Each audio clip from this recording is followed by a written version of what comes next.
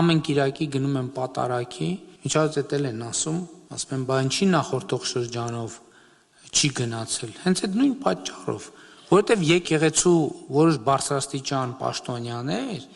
իրենց գործողություններով իմ նման հազարավոր, եթե չասենք տասնյակ հազարավոր մարդկանց վանել են եկեղեցուց, որովհետև մի անգամ, երկու անգամ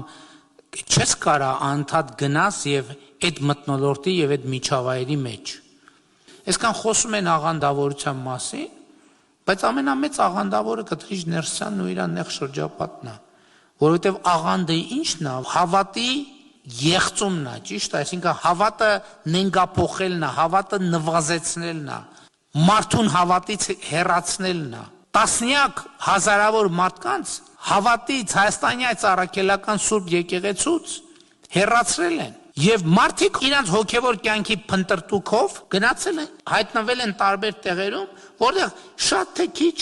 ինչ որ հոգեվոր խոսակցություններ եւ հոգեվոր թեմատիկա կա։